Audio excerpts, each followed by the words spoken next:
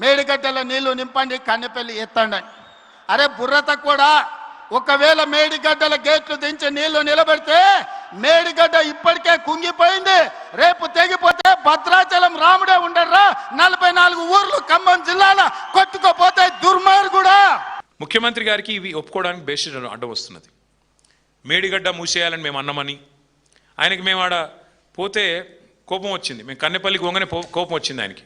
ఎందుకంటే బండారం బయటపడ్డది. ఆడ వరద నీరు పోతున్నది, నీళ్లు పోతూనే ఉన్నాయి, గోదావరి నీళ్ళు. ఎల్నీనో అని చెప్పి తప్పించుకుందాం అనుకున్నాడు. కానీ నీళ్లు కిందికి పోతున్నాయా, సముద్రంలో కుత్తగా పోతున్నాయి. పంపులు చాలు చేయంటే పంపులు చాలు చేసి బంద్ పెట్టిండు. ఆంబోతు లెక్క రంకెలు వేస్తూ ఉన్నాడు. నోటికొచ్చిన బూతులు, నోటికొచ్చిన మాటలు, బుర్ర తక్కువలని, లుచ్చా రాజకీయాలని. నేను ముఖ్యమంత్రి గారిని ఉటంకిస్తూ ఉన్నాను, నేనేం కొత్తగా ఆయన తిట్టట్లేదు. అచ్చోసిన ఆంబోతులాగా ఇవాళ నోటికొచ్చినట్టు రంకెలేస్తూ ఉన్నాడు.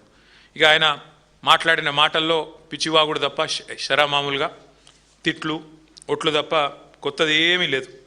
ఇవాళ బండారం అయితే బయటపడ్డది ఈ రాష్ట్ర ప్రభుత్వానికి.